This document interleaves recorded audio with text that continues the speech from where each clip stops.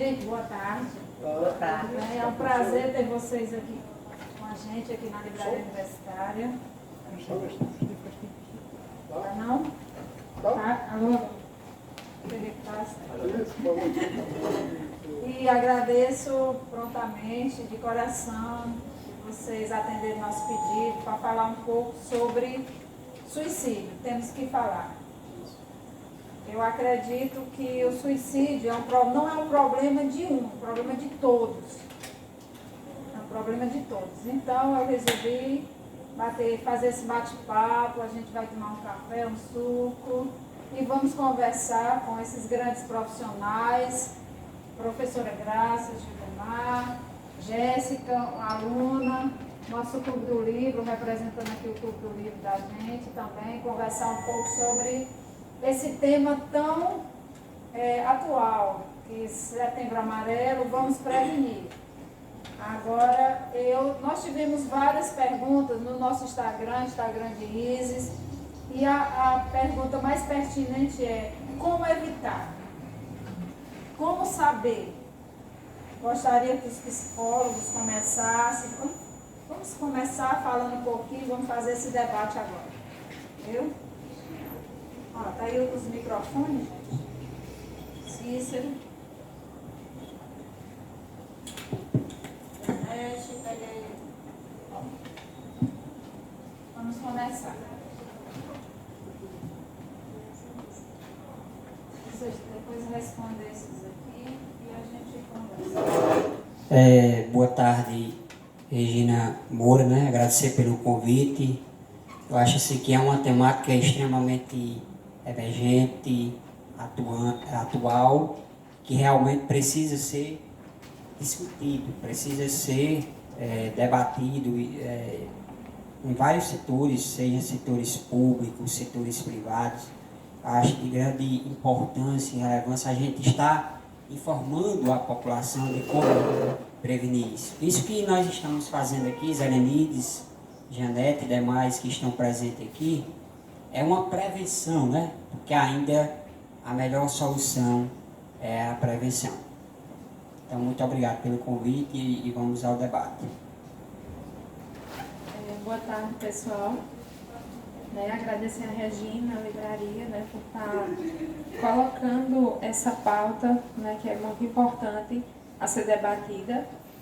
Saber também que é um assunto muito delicado, mas importante de se tratar, E dizer que é importante mesmo essa campanha, a campanha de Setembro Amarelo, a campanha sobre a prevenção ao suicídio, que essa questão preventiva, ela deve ser muito ativa e profissionais atuantes.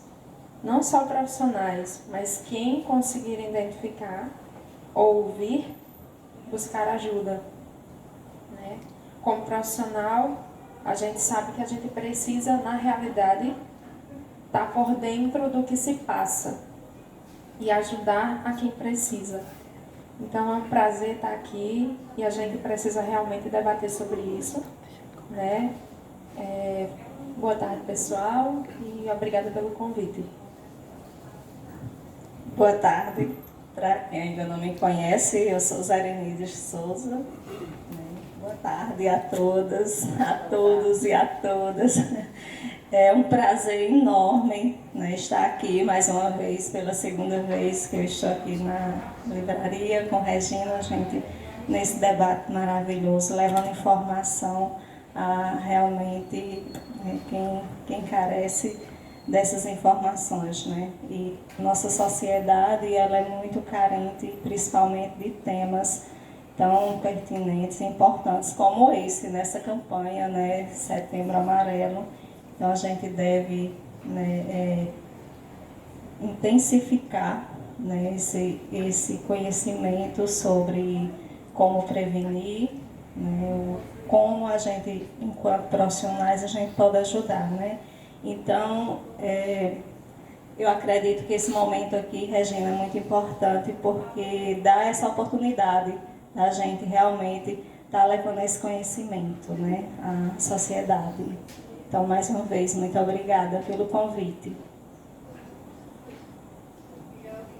Boa tarde. Eu acho essa iniciativa da Regina uma iniciativa espetacular, embora a gente saiba que o que nós estamos fazendo seja um grão, né, de areia na quantidade de pessoas que tem para se conversar sobre o assunto. Mas eu acho uma forma, um desenvolvimento de uma cultura empreendedora sobre um tema, discutir sempre um tema diferente para melhorar e ajudar na intenção, né, de colaborar com a sociedade. E acho que a gente não pode deixar isso morrer, né? De forma nenhuma. A gente tem que ajudar a não deixar que isso aconteça sempre. Boa tarde a todas as criaturas aqui presentes.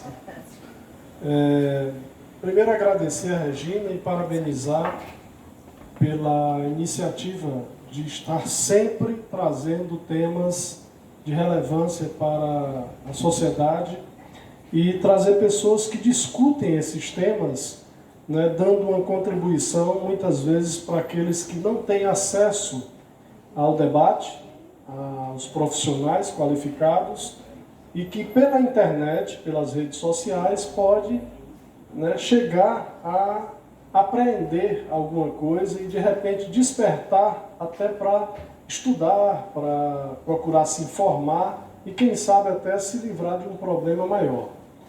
O tema, eu acho um tema muito grave de se discutir, porque não é uma coisa de hoje, não nasceu hoje.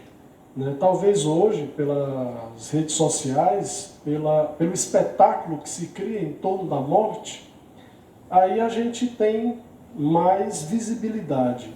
Mas o suicídio é uma coisa que sempre houve na humanidade, né? Sempre existiu, nos tempos da antiguidade, inclusive. Né? Sócrates tomou cicuta, né? Grande filósofo Sócrates. E tivemos alguns casos de pessoas ilustres que se suicidaram, Hemingway, Pedro Nava, né, um grande memorialista brasileiro. Então a gente, e com 90 anos de idade, então a gente fica assim meio perplexo. O que leva ao suicídio? Né? O que leva pessoas de uma certa idade já avançada? O que leva as pessoas de uma idade média, né, mediana? E o que leva jovens, e eu acho que aí talvez deva residir a nossa preocupação. A quantidade de jovens que está se suicidando hoje é muito grande, mesmo com essa espetacularização. Então a gente precisa começar a procurar entender que mecanismo leva um jovem a cometer um ato tão brutal contra si mesmo. Né? Que fatores hoje, na sociedade, estão desencaminhando a pessoa, de repente, da arte, da cultura, do estudo, né, do esporte, para, de repente, a pessoa entrar num universo fechado e desse universo fechado ela simplesmente sumir. Né? Então, eu acho que o papel nosso aqui é importantíssimo para que a gente discuta. Acho que qualquer um dos passos que nós comecemos é importante para quem está, né, assistindo e para quem puder interagir, pode mandar. Acredito que os meninos estão prontos aí para anotar alguma questão que surja dos internautas. Então, nós estamos aqui para tentar dar uma colaboração para o debate. Eu sou o professor Gildemar Pontes, sou escritor e é um grande prazer sempre estar aqui para debater. Boa tarde, meu nome é Jéssica e estou aqui representando o Clube do Livro, que assim, é muito importante estar aqui em nome de todos, porque no Clube do Livro a gente também debate sobre muitos assuntos da literatura e a gente tenta adaptar e observar como ele se enquadra na vida real, assim. Então, esse assunto ele também tanto está presente na literatura e em vários outros lugares, como É um assunto que realmente precisa ser discutido e por isso eu estou aqui. Obrigada também pelo convite.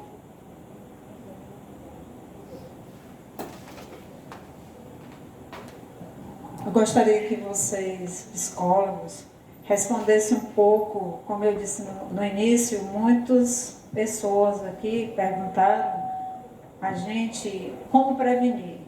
E algumas perguntas maiores, gostaria de começar que vocês respondessem um pouco essas perguntas.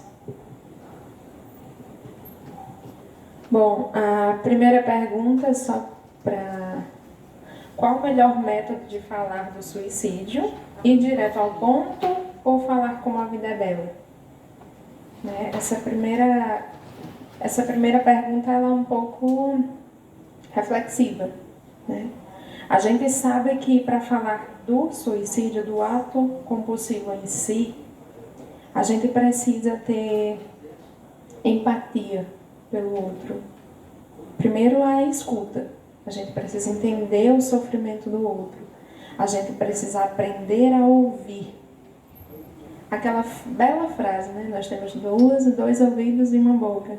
A gente precisa praticar isso. A gente fala muito. A gente está numa geração muito narcisista, onde sou eu e eu crio o meu império sobre mim e o meu reinado e quem quiser.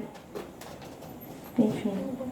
Eu creio que nesse quesito, qual o melhor método, é se realmente eu percebo que alguém próximo, o parente, familiar ou alguém, que eu perceba que há um comportamento alterado ou que há uma fala distorcida do padrão normalizado que a gente sabe que está errando, digamos assim, e a pessoa começa a falar: minha vida não tem mais sentido, eu não vejo mais, eu não tenho mais paixão pelo que eu faço ou como eu faço, mudou. Então eu acho que na fala, dentro desse contexto, precisa fazer um questionamento. Se a pessoa fala que a vida dela não tem mais sentido, de forma sutil é preciso investigar. Inicialmente, eu preciso: olha, você quer fazer algo contra você, se ferir? E aí, se a pessoa permanecer na fala: não, eu não vejo mais sentido, eu não quero mais viver, isso já pode ser ligado ao alerta. Né? Então, você pode questionar nesse momento. Então, você pensa em cometer suicídio? Porque se há digamos assim, se há um pensamento suicida, é nesse momento que eu preciso atuar, nesse momento que, por mais que eu não tenha uma escuta qualificada, eu fiz o acolhimento daquela dor. E aí sim, eu procuro os familiares, procuro o profissional. Eu creio que dessa forma, por mais leiga que eu seja na área, estou falando em relação generalizada, eu tenho senso perceptivo de entender que o outro não está bem. Então é preciso que tenha essa empatia de ouvir o outro e tentar ajudá-lo. Só queria ouvir os colegas se concordam, se adicionam, o que eles poderiam estar adicionando na fala. Janete, nesse ponto aí, de como identificar, né? A Organização Mundial da Saúde, ela diz que semanas antes o indivíduo deixa sinais. Semanas antes. Não é um dia ou 2 dias, são semanas.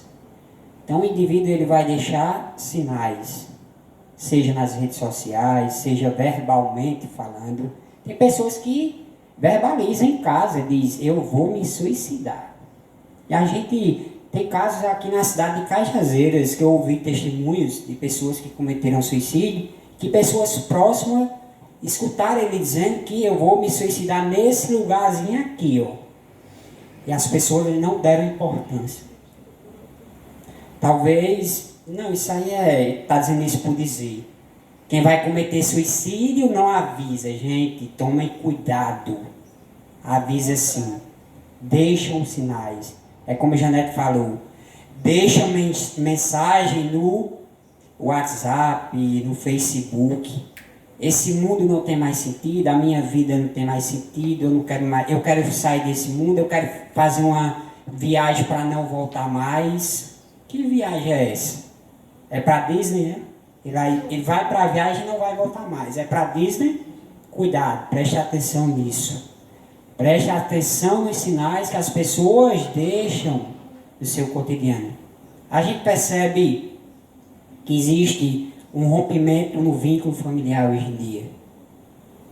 Eu estava ministrando palestra nas escolas, eu estou ministrando, e aí eu fazia esse questionamento: como é que está a tua relação com a tua família? Tem diálogo? Tem conversado com o pai? Como é que está a questão do afeto? E aí, praticamente, não existe poucas pessoas. E aí eu perguntava: você abraça seu pai? Mais de 200 jovens, 2 levantaram a mão, 2 pessoas. E aí eu perguntei: você abraça sua mãe? E aí aumentou mais um pouquinho, foi uns 6, 7 pessoas, de mais de 200 jovens que estavam presentes.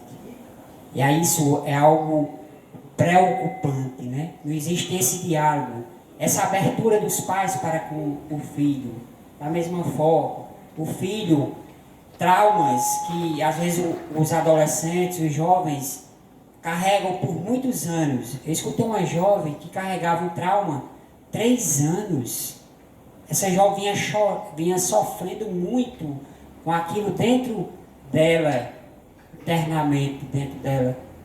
E aí, como ela percebeu essa abertura por parte minha, ela teve essa abertura, ela falou tudo. E aí começou a desabor no choro. Então, ela não teve a abertura de dizer para a mãe do trauma que ela teve. E aí ela estava convivendo e estava atrapalhando, esse trauma estava atrapalhando o seu cotidiano e que poderia até levar essa jovem ao suicídio, se ela não tivesse revelado esse trauma para mim. E aí, nós, como profissional, a gente encaminhou ela para uns serviços aí, que existem os equipamentos na cidade, também a gente tem que orientar as pessoas, que existe o CAPS Transtorno 2, que existe o CAPS-I, que é o CAPS infantil, que existe o CAPS-AD, que é de álcool e outras drogas. Existem os equipamentos que podem estar recebendo essas pessoas e orientando também as famílias e acolhendo essas pessoas que estão vivenciando esse sofrimento.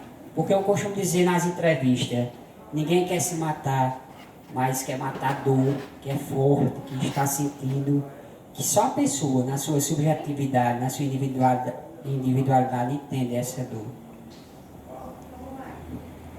Eu concordo com o que a colega Janete Cricello falou quando ela disse que a gente precisa de muita empatia para poder, né, se aproximar de uma pessoa com sofrimento desse, né, Regina? E não é só a empatia. A gente usa muito esse termo, um termo clínico, né, que a gente usa bastante, mas essa empatia ela pode ser desenvolvida por qualquer pessoa, né? Não só pelo profissional da psicologia, não, ou de outras áreas da saúde, enfim. Um amigo, um pai, um tio, um parente, ele também pode desenvolver essa empatia e ter mais atenção com essa pessoa que está passando por algum tipo de sofrimento. Se familiarizar mesmo com os termos, porque quando essa pergunta, como identificar, né? Quando a pessoa coloca essa pergunta para a gente, como identificar, então é porque ela ainda não está atenta aos termos, às palavras que são verbalizadas pela pessoa que está em sofrimento, né? Porque eles verbalizam mesmo, eles sinalizam que não estão bem, de alguma forma, ou verbal, ou comportamental, ele vai estar sinalizando que algo está errado. Então, gente, é começar a se familiarizar com os termos, né? A gente pode falar alguns aqui, mas pode pesquisar também, quem tem dúvida, né? A gente tem aí uma ferramenta aí muito boa, que nos ajuda, né? Que tem muito conhecimento, que nos dá muito conhecimento, que é a internet, né? Mas em casa, as pessoas em casa, principalmente a família, né? Família, amigos, próximos, fica atento quando a pessoa disser que ele é inútil, que não vale a pena, né, viver, que é incapaz de fazer alguma coisa com ele mesmo, que a vida não tem mais sentido. Ou seja, tem uma infinidade de termos que a pessoa ela usa, ela verbaliza, né? Então, estar atento, tomar o conhecimento desses termos, né? E ser empático mesmo, não achar que a pessoa está falando só por falar, que é frescura, levar realmente em consideração o que a pessoa está passando no momento. É ser empático, é desenvolver essa empatia com o outro. Olha, para mim, como professor já há 30 anos, e um professor nunca é só professor, ele é antes um educador, porque não há nenhum tipo de conhecimento que não seja levado por uma pessoa que quer que aquele conhecimento se expanda. Então isso é um processo educacional. E digo com todas as letras que nós reduziríamos 50% de todas as doenças existentes se nós tivéssemos educação. De cara, 50% nós resolveríamos com a educação. Doenças provenientes, por exemplo, de falta de higiene. Com educação, você se livra desse tipo de problema. Mas na sala de aula, que é o ambiente de trabalho onde a gente desenvolve laços desde que a criança entra na escola, na creche, na pré-escola, até a universidade. Então o professor ele tem contato e ele cria laços com grande parte dos alunos. E o professor talvez seja a pessoa que mais desenvolve empatia para com os alunos. E vice-versa, os alunos também desenvolvem essa empatia e é aí que reside talvez a necessidade de se preparar os profissionais que trabalham em educação, os professores, dando um pouco mais de conhecimento ligado a esses problemas, né, psicológicos, que não é só, por exemplo, a depressão. Né? Muitas vezes você tem a bipolaridade, que é uma coisa muito comum e a gente não sabe. Esquizofrenia, que é uma coisa gravíssima e que a gente convive em sala de aula com pessoas que têm problemas de natureza mental e que é preciso que a gente consiga detectar e encaminhar essas pessoas para um profissional da área. Porque isso é possível fazer através da empatia, através do conhecimento em sala de aula. Então, se a gente é capaz de identificar problemas em sala de aula, acredito que seja pela escola o melhor lugar onde a gente pode detectar, né, alguns problemas. Muitas vezes, o nosso companheiro estava falando aqui que dá palestras nas escolas, mas muitas vezes os professores, os psicólogos da escola, os supervisores, os diretores não estão na palestra. Você faz para os alunos, mas aquelas pessoas que poderiam aprender talvez alguma técnica de como chegar à criança, o adolescente, o adulto, não estão ali presentes. Então é preciso trabalhar os profissionais da educação. Né? Quando eu ministro cursos para professores, eu digo que grande parte dos problemas da educação se resolveria educando o educador. E eles acham que contrassenso. Não, o educador precisa estar permanentemente sendo reeducado. Né? Então, o psicólogo precisa fazer revisões da sua prática, o engenheiro, o médico, o enfermeiro, todos os profissionais. E o professor, acredito que seja aquele que mais necessita.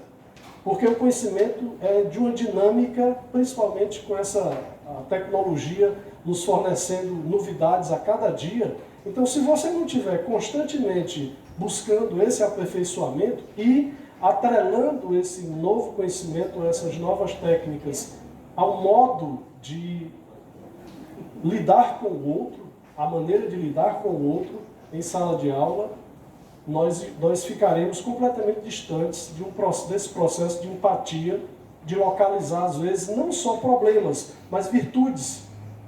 Há muita gente na escola que poderia sair da escola direto para um laboratório de ciências, de alta tecnologia, ir para o esporte, se dar bem, ser um escritor, seja lá que qualidade a gente identifique. Então, da mesma forma que nos falta esse conhecimento, talvez, ou essa sensibilidade de descobrir determinados problemas, também de descobrir virtudes que a gente deixa passar. E de repente o aluno passa por nós, lá na frente ele consegue, alguém encaminha ele para uma das suas virtudes, e você encontra com ele como se ele, né?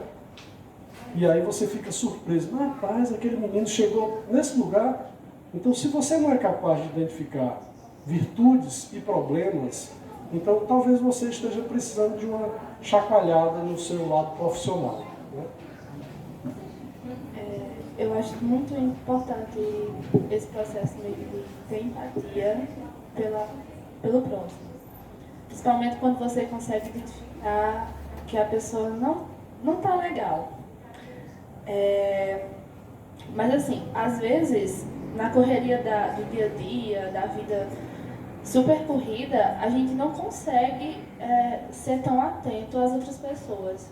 A gente não consegue dar essa atenção, que às vezes ela é muito alarmante, mas a gente não consegue identificar. Assim, eu tenho um caso de duas conhecidas. Uma conseguiu cometer suicídio, a outra, felizmente, ela não chegou nem a tentar, mas ela, assim, nitidamente, ela dava indícios de que não estava bem. A primeira, dias antes dela cometer, ela chorava muito o dia inteiro.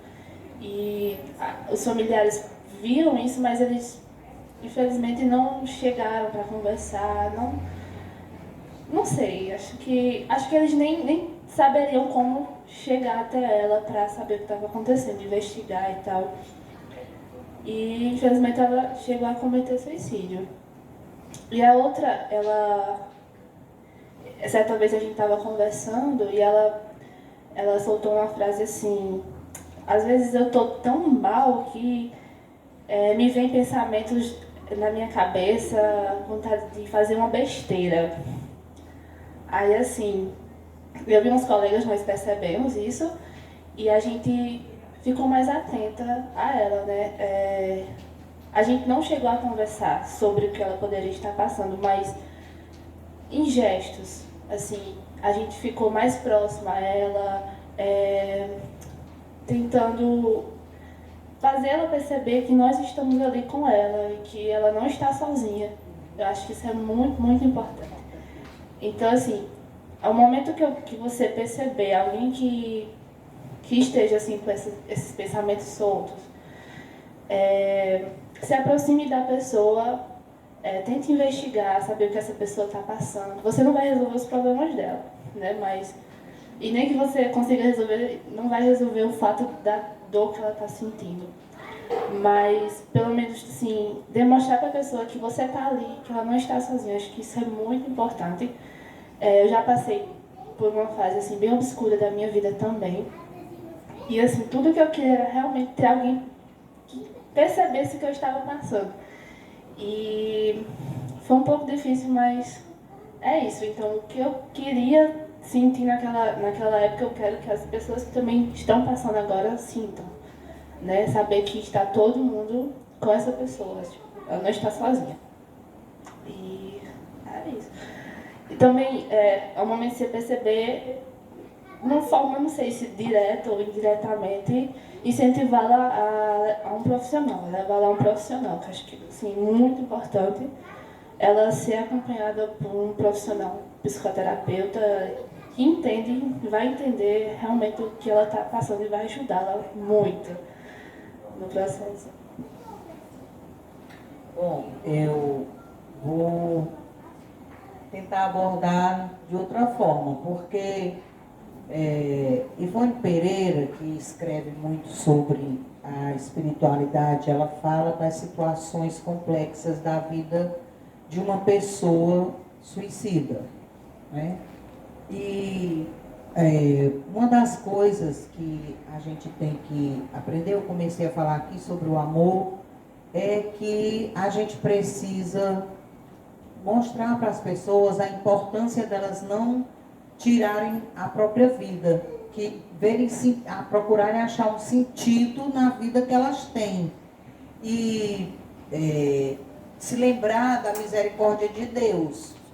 As pessoas, elas precisam ter fé, precisam ter uma vida espiritual mais bem estruturada, precisam saber fazer uma oração, precisam saber que Jesus está lá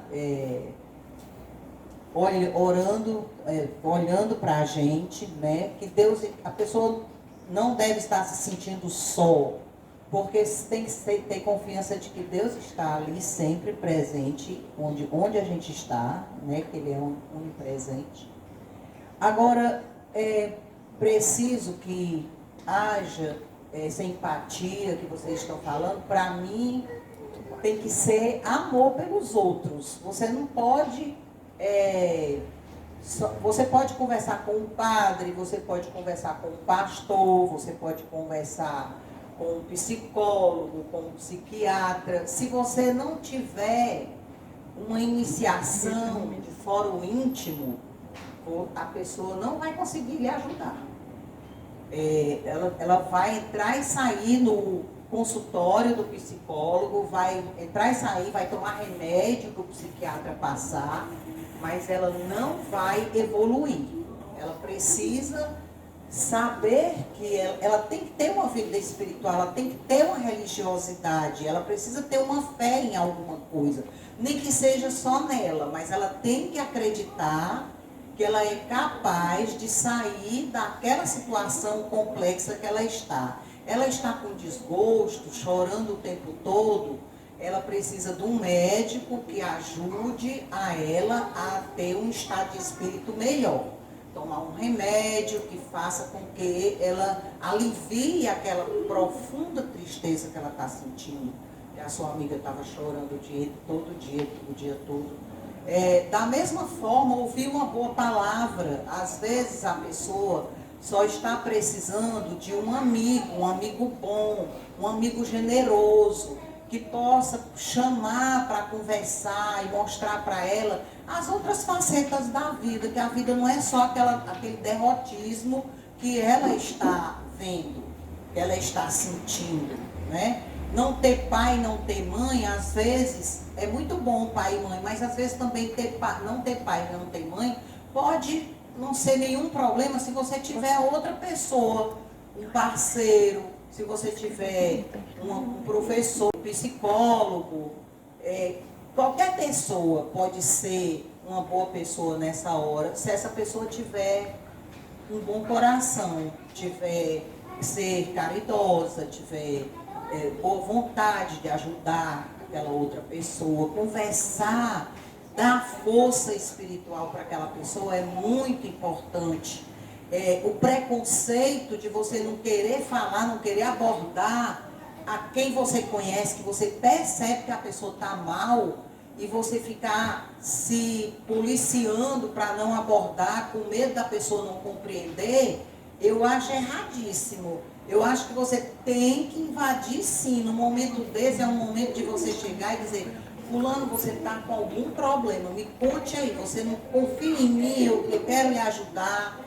Olha, a vida é dura, a vida é difícil. A vida é dura para todo mundo, né? Até nós que não estamos na situação de suicida, nós temos vida difícil. A vida é difícil para todo mundo. E o mundo, com esse consumismo exacerbado, com essa questão da falta de formação da família, né? As famílias muito desestruturadas, cada qual zelando pelo seu futuro, pelo seu ter, né? Eu quero ter um carro, eu quero ter uma casa própria, eu quero ter isso, eu quero que meu filho tenha um título de doutor, quando na verdade nada disso resolve o problema do suicídio. O que vai resolver o problema do suicida é esse companheirismo, essa força que a gente tem que dar para as pessoas sobre as dificuldades que elas têm. Eu acho que é uma forma, se todo mundo tivesse uma boa palavra para dar para alguém, a sociedade era muito melhor. Os adolescentes viviam melhor, os idosos, né? Quantas vezes a gente tá em casa sem fazer nada e não se lembra de ir num asilo de idosos, levar para os idosos uma boa palavra, escutar para ele quais são as angústias que eles têm ali naquele lar dos idosos, né? Vamos dizer as palavras mais pesadas. Então, é incrível, né? Você hoje chama lar dos idosos, que antes era chamado de asilo dos idosos, não era? Eram os asilados. Por que asilados? Por que se chamava um idoso de asilado, né? Então, é assim, a gente tem que ter muita caridade, muita generosidade com os outros. Evitar julgar as pessoas muito, porque julgar também dificulta, cria um bloqueio entre você e a pessoa. Eu penso que esse tema não depende só da gente ser profissionais para resolver problemas, mas a gente ser, antes de tudo, um ser humano com a caridade, com a religiosidade que o outro precisa, para poder você ter abertura e acreditar que pode contribuir com a felicidade de uma pessoa. É muito complicado você ter um aluno, saber que o aluno usa droga e por causa do preconceito, porque pode ser que ele não goste, você não aborda e não conversa com o aluno, não diz, olha, isso que você está fazendo está errado. Venha para cá, vem aqui, eu posso lhe ajudar. Vamos lá em casa, eu tenho um livro, eu posso lhe emprestar. Alguma coisa que a gente pode fazer para ajudar as pessoas, eu acho que é importantíssimo. Agora eu gostaria que você lesse uma pergunta aqui e comentasse sobre isso, viu? Eu ou ela? É você. Pediram ao psicólogo para ler e comentar sobre isso. Vocês, psicólogos. Uma pessoa comentou na transmissão que não há como ajudar uma pessoa depressiva sem medicação e que a pior coisa que pode ser dita a ela é para ela se ajudar. Como proceder nessa situação? É complicado, né? Como é que uma pessoa vai dizer para outra depressiva que ela não precisa tomar medicação, né? Então assim, a gente tem que investigar bem, né? Um caso desse é um caso clínico, né? Quando a pessoa está no estado depressivo, então ele procura o psiquiatra, que é o normal da pessoa, Regina, é buscar ajuda já quando, né, o problema já está bem instalado, né? Já está num nível que ela não suporta mais. É quando ela busca o profissional da área de saúde. Então, ela não trabalha com a prevenção, ela não cuida em buscar prevenção, né? Então, quando ela chega no psiquiatra, ela chega desesperada porque ela está com os sintomas, né, bem em evidência e ela quer de imediato, né, uma medicação para que aquilo cesse, né, pare, né, porque o depressivo ele quer se livrar daqueles sintomas, daquela dor, só que ele não sabe como, é tanto que ele não luta. O depressivo, a principal característica é a tristeza profunda, né? Ele quer sair daquela dor, ele quer sair daquela angústia, mas ele não sabe como sair. Então, para ele, o que vai solucionar de imediato é a medicação, né? Então, a medicação, muitos não têm condições, Regina, de procurar o atendimento psicológico, isso é fato, principalmente na nossa realidade aqui na cidade de Cajazeiras. Eu já atendi pessoas com depressão e elas não continuaram o tratamento porque não tinham condições financeiras de continuar. E os equipamentos que a gente tem aqui do município estão superlotados. São muitas pessoas que estão adoecidas, não só na nossa cidade, né? Isso é uma realidade geral, é o nosso Brasilzão inteiro adoecido, né? Então, assim, não tem como cuidar de uma pessoa depressiva sem tomar medicação, né? Não tem como. É medicação, psicoterapia junto, é os dois juntos. Só a medicação também não vai resolver, porque a medicação ela vai atuar nos sintomas fisiológicos, mas é necessário o psicólogo porque ele vai trabalhar a parte comportamental, porque não é só o fisiológico, né? A gente não vai trabalhar só as questões fisiológicas, mas tem que trabalhar o comportamento também, porque a gente sabe que o maior índice de suicídio que existe vem de pessoas com um nível de depressão lá em cima, no estado de depressão muito forte, né? Então, a gente precisa desse cuidado para trabalhar não só a sintomatologia, mas também o comportamento do indivíduo. Então, não tem como tratar depressão sem medicação. É um comentário, né? Que a gente sabe que 90% dos suicidas vem de transtornos psiquiátricos, né? Esquizofrenia, depressão, transtorno bipolar, a dependência de álcool e drogas, entre outros, né? Que acionam imediatamente essa dependência e fazem com que essa sintomatologia ela fique mais alta, então haja no organismo e que isso faz com que vire uma bola de neve. A gente sabe que mais mulheres tentam cometer o suicídio, porém jovens, homens e idosos é o grupo de maior realmente que chegam ao ato suicida, né? Uma coisa que foi pontuada aqui é exatamente esses vínculos familiares, né? O vínculo familiar é muito importante na questão protetiva, né? Na questão da prevenção. Agora, a ausência desse vínculo é que faz com que a gente reflita.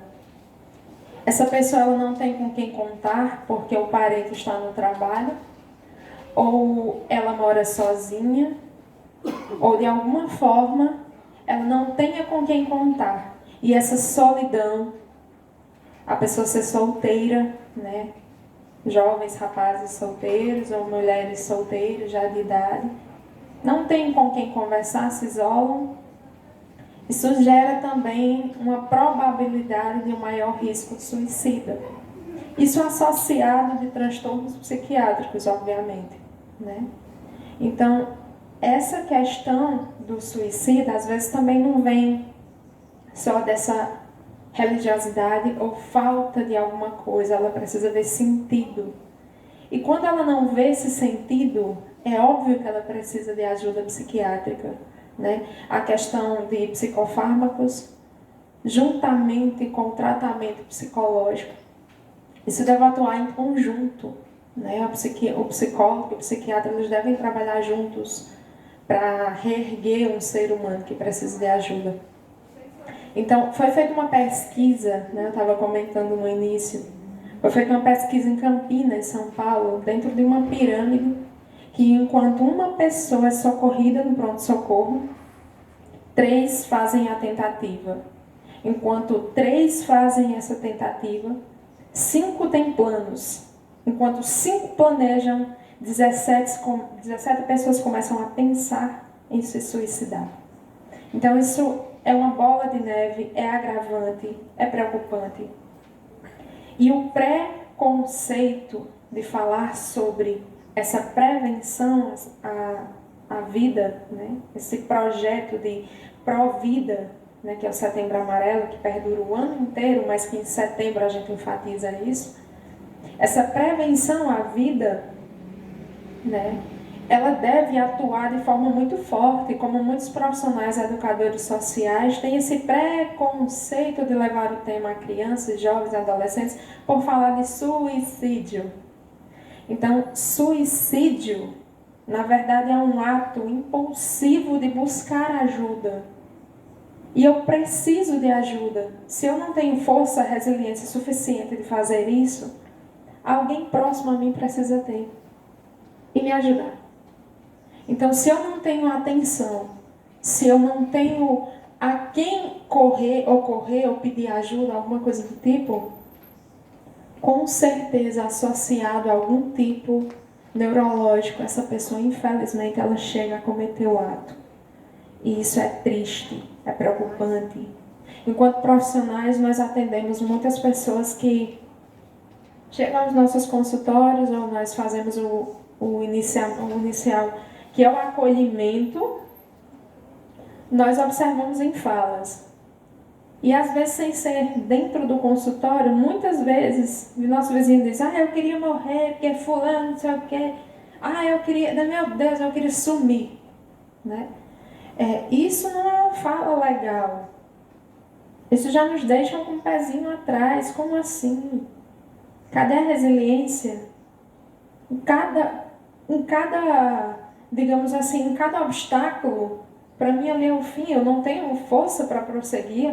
Como assim? Eu preciso usar a minha inteligência emocional, eu preciso usar a minha forma de como sair dessa. Isso não é implantado nas nossas crianças, não. É uma geração narcisista, como eu falei. Essas crianças de hoje, elas são tratadas de forma super protetiva e elas futuramente elas não conseguem ter resiliência ou força ou compreender como é que sai de uma coisa. Elas não têm, e os pais também têm, isso é preocupante, porque os pais não chegam. Filho, como foi na escola? Como é que tá? O que está acontecendo? Então, é complicado os pais se abdicarem da responsabilidade dos filhos. É tipo, tá na escola, a escola se vire, faça o que for feito e eu tenho que fazer. Não, pelo amor de Deus, não pode. Os pais precisam ser atuantes. Desculpem, tomar vergonha na cara, desculpa. Mas os pais precisam tomar essa responsabilidade sobre aquela criança, sobre aquele jovem que está crescendo em um mundo totalmente forte, que vem, não é para alisar, não. A gente precisa preparar essas crianças, esses jovens futuramente para ser alguém que saiba lidar com os problemas. Quando surge um problema, eu faço um up, né? Eu surto, faço tudo. A gente precisa saber a quem ocorrer, a quem pedir ajuda, e a gente precisa também compreender que essa resiliência, ela tem que ser implantada. Tem uma frase que diz assim: os pais oferecem um mundo de presentes, mas não de presença. Um mundo de exigências, mas não de empatia e de cumplicidade. Um mundo de parentes e menos familiares. Então, nessa frase a gente pode refletir muito, né? A gente começa a refletir como é que está sendo essa criação desses jovens que precisam ser preparados para um futuro em que eles sejam independentes e que saibam pedir ajuda e falar. Coisa que muitas vezes o depressivo, dentre outras coisas, né, dentre outros transtornos psiquiátricos, eles se ausentam em falar.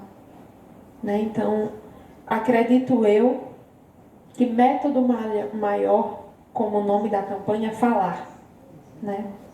É importante, né, o que Janete trouxe aqui, mas antes de responder aqui a pergunta da pessoa que está interagindo aí nas redes sociais, gostaria de falar por que Setembro Amarelo, né? Por que surgiu o Setembro Amarelo? Muitas pessoas ainda não conhecem porque surgiu, né? Mas tem uma historinha bem bacana de um jovem, o Mike, dos Estados Unidos, que ele era um rapaz tido como caridoso, era uma pessoa bem, que tinha uma interação com as pessoas, uma boa interação, que tinha habilidades na mecânica, né? E aí ele pintou um carro dele, construiu um carro dele lá, pintou, e ele ficou conhecido em toda a cidade, né, por conta desse carro dele com a cor amarela, né?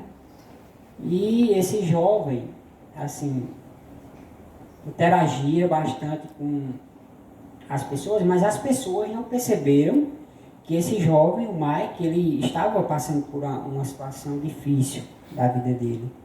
Não conseguiram detectar esses sinais que o Mike estava realmente por as pessoas certamente só prestar mais atenção nessa questão dos bens materiais, do carro amarelo, prestar atenção em tantas coisas e o principal que é prestar atenção no outro, perguntar como é que o outro está, como é que foi o seu dia.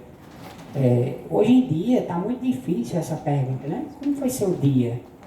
Até mesmo nas relações familiares não existe mais aquele sentar em casa para almoçar junto, para jantar junto, para perguntar ao filho, não quando você tirou um 10 na prova, como foi? Como é que estão suas notas? Não isso. Mas perguntar como foi o dia do seu filho e vice-versa.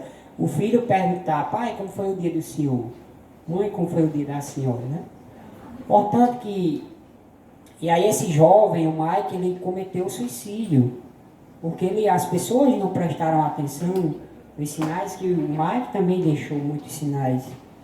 E aí no enterro desse jovem foi entregue cartões com a fitinha amarela. Isso repercutiu e fez com que surgisse essa cor, né, amarela, o Setembro Amarelo. Uma história assim, bem interessante que precisava ser dita aqui nesta tarde, certo? E aqui, sim, também em relação à fala da professora, que eu achei bem pertinente, porém, a gente tem que ter um cuidado. Claro que a gente tem que ter o cuidado da mente, são pilares da nossa vida, mente, corpo e espiritualidade no geral. Aqui eu não estou especificando nenhuma religião. Mas é importante, professora, a gente entender também por que é que os padres têm depressão. Ele não tem muita fé, o padre? Por que é que os pastores têm depressão? Não é uma pessoa atuante, não está diretamente falando de Deus, está em sintonia com Deus. A gente tem que se preocupar que a fé é importante, é um pilar da nossa vida, mas não só a fé, gente. Porque tem gente que diz, é falta de Deus. Não é falta de Deus. Não, mas eu não disse. Não, eu estou dizendo que a senhora disse, né? não. Eu abordei porque ninguém tinha abordado essa parte, eu achei oportuno. Não, eu estou dizendo que a senhora disse que foi isso, não. Eu estou explicando no geral. Que é importante. Olha o que eu estou dizendo. Eu estou dizendo. Olha como é importante. Eu estou dizendo que é importante o pilar da fé que a senhora falou, tá entendendo? É importante a espiritualidade, cuidar da mente e cuidar do corpo. Os 3 pilares que são importantes na nossa vida, que tem que estar em equilíbrio. A falta de um desses pode levar você a um transtorno. E justamente, não é só porque o fulano tem fé que não vai desencadear um problema. Nada disso. Eu não estou dizendo que a senhora disse isso, para ficar claro. Isso é só estou explicando mais com o meu conhecimento. Mas aqui também que eu achei interessante, os termos que as pessoas usam com as pessoas que estão passando por uma doença grave. Depressão é uma doença gravíssima, gente. Não é frescura. Ou então você usar esse termo, se ajude. Depressão é um transtorno, uma doença grave, séria, porque segundo a Organização Mundial de Saúde, quase 12 milhões de pessoas no Brasil estão com depressão.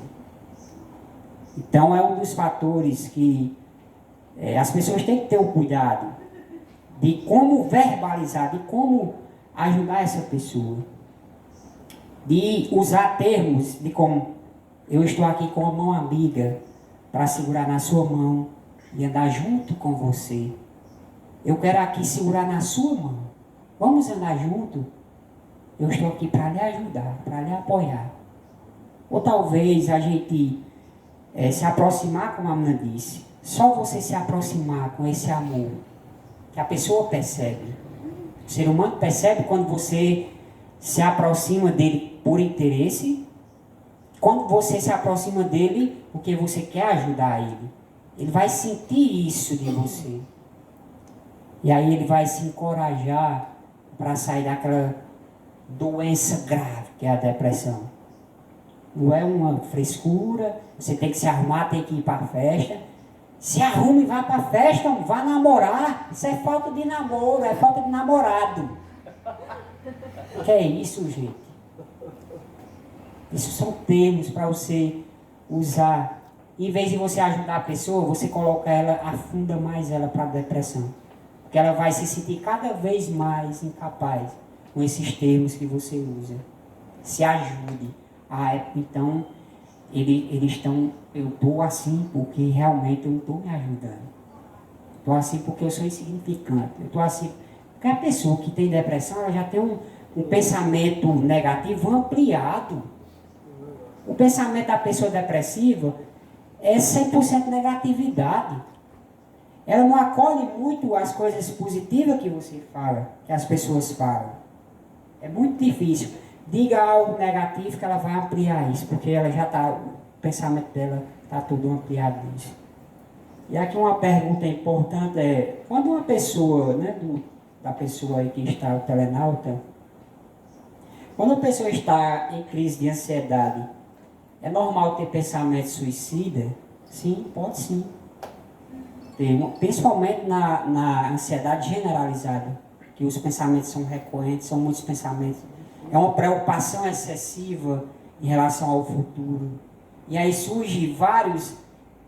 quem é ansioso interpreta uma situação de uma forma totalmente diferente de quem não é ansioso. Às vezes uma pessoa ansiosa recebe um convite para ir para um evento, ela vai pensar automaticamente, eu não vou saber me comportar bem, não vou saber falar, não vou saber me expressar naquele evento. O pensamento vai ser isso, vai ser um pensamento negativo. O que é que vai ser a emoção dessa pessoa que está com ansiedade? A emoção dela vai ser, a tensão vai aumentar, a ansiedade vai aumentar, o medo vai aumentar. Qual o comportamento dessa pessoa? O comportamento dela vai ser fuga. Ela vai ligar para a pessoa e vai dizer, ei, estou com uma dor de cabeça, não dá para mim não. Quando ele se comporta dessa forma, ele alimenta o pensamento negativo. Então, a pessoa ansiosa pensa dessa forma, que vai ser um desastre, que não vai dar certo. E esses pensamentos podem levar, sim, ao suicídio. Né? Porque qual o pensamento que vai estar passando na cabeça daquela pessoa ansiosa em determinado momento? A gente precisa orientar essas pessoas a buscarem um suporte, uma ajuda de um profissional, de um psicólogo, de uma psicóloga, para justamente ir ajustando. Porque como falou na medicação aqui, a medicação vai agir na questão neuroquímica, nos neurotransmissores. E aí o psicólogo vai trabalhar os pensamentos, vai trabalhar o seu comportamento, vai trabalhar justamente nisso que eu falei, vai tentar mudar a forma dela pensar. Ela está pensando negativo? Qual o pensamento contrário? Primeiro, identificar esse pensamento negativo, qual a evidência concreta desse pensamento e qual o pensamento contrário eu poderia usar para derrubar isso aqui negativo. Então, o psicólogo vai trabalhar tudo isso. E às vezes a pessoa pensa que é só uma conversa.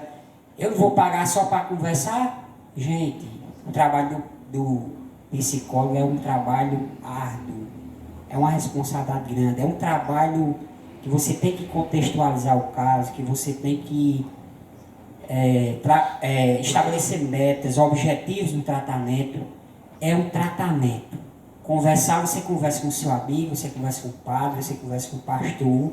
Lá no profissional psicólogo é trabalho científico, é ciência. Tem resultados quando a pessoa quer o resultado. Cícero, você falou muitas coisas importantes aí, principalmente a abordagem, né, que a gente deve ter com a pessoa com problemas de depressão que podem levar ao suicídio. Eu tive 3 ex-alunos, alunas, não vou dizer aqui o gênero, 3 pessoas, A, B e C, vou dizer assim. A pessoa A teve depressão profunda, teve que ir para o medicamento, se internou, e ela era uma pessoa extremamente religiosa. Eu acho até que ela passou do ponto da religião. Ela fugiu para dentro da religião e aí não encontrou as respostas da vida e aí entrou num processo de depressão profundo, inclusive passou muito tempo hospitalizada e soube recentemente que ela estava melhor porque mudou o psiquiatra. Olha aí. Melhorou porque mudou o psiquiatra, portanto mudou o medicamento. A, eu não tive muito contato com ela. A B, eu tinha contato com ela, a gente até fez alguns trabalhos juntos. e foi embora para João Pessoa.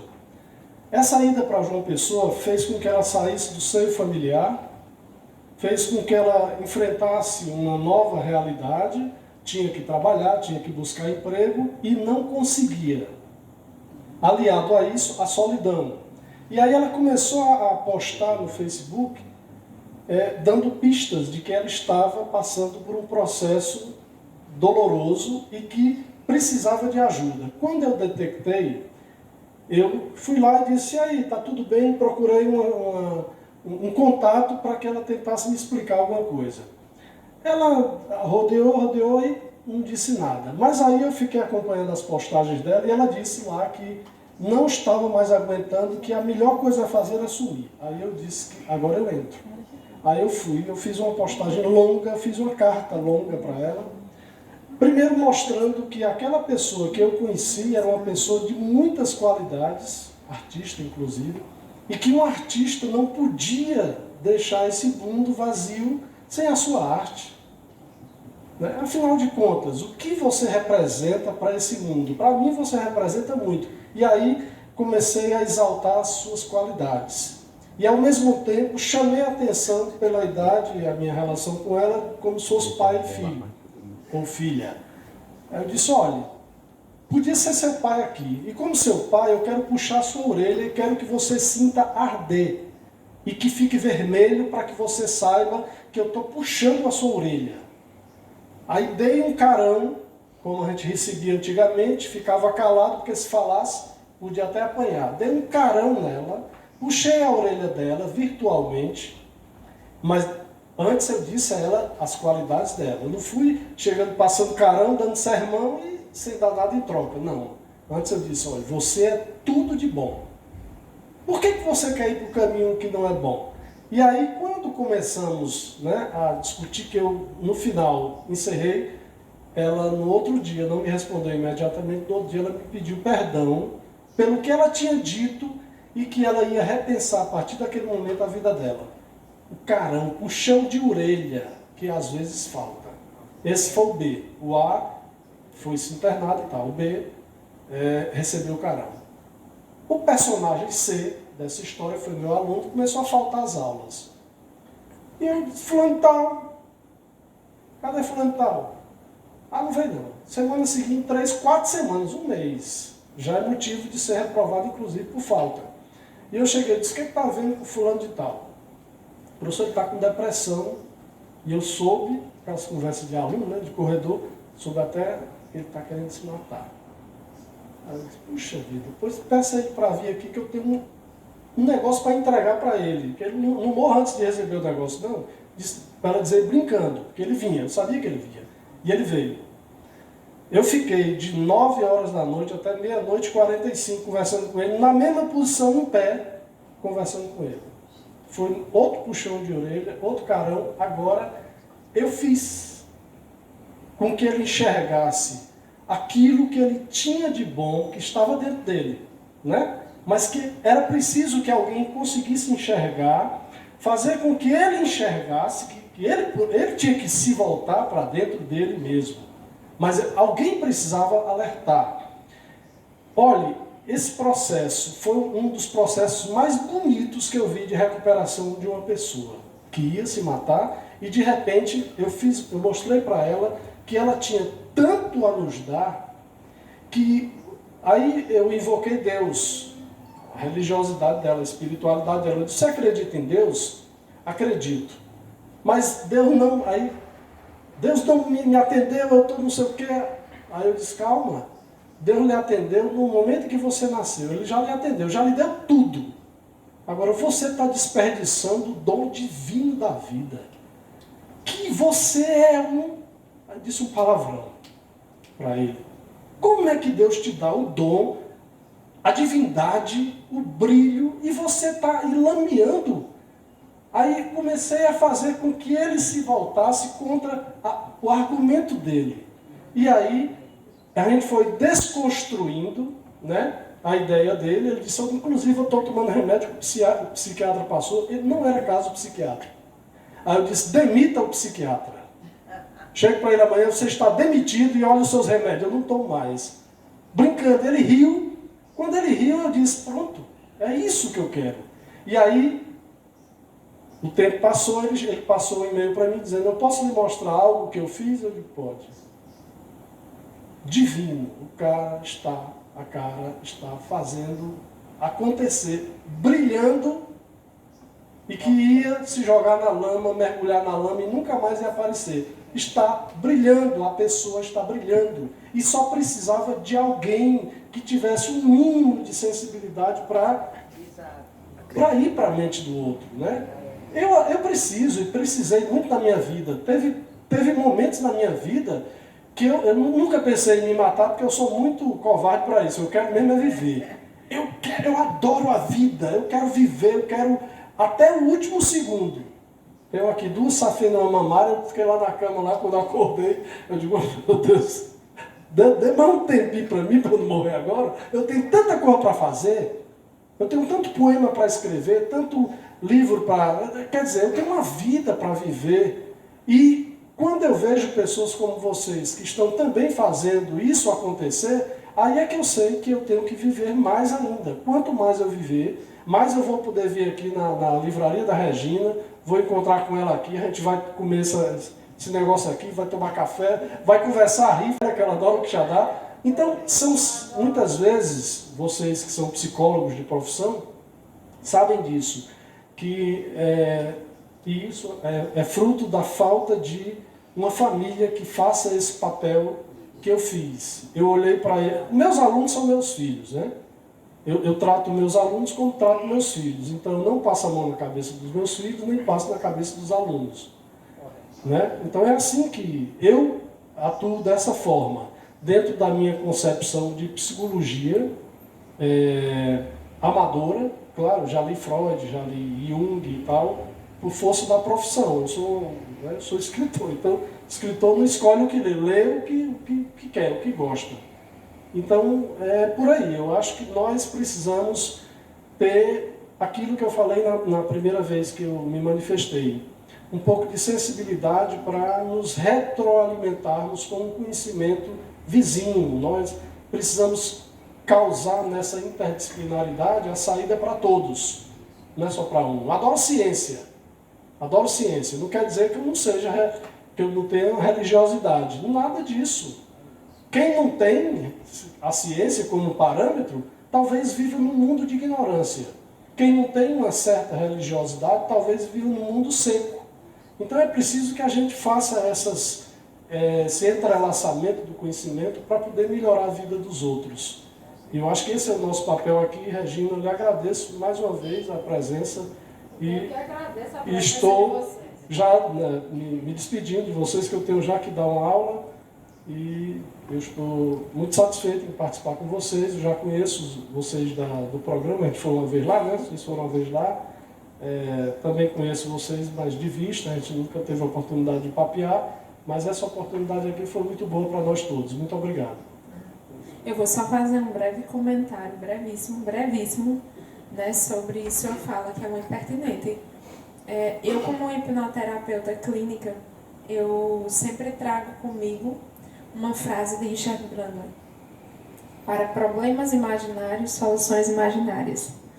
Né? Então, assim, a voz de autoridade que a gente tem sobre o outro, quando eu falo voz de autoridade, é que há um respeito mútuo e que há uma segurança em relação ao outro.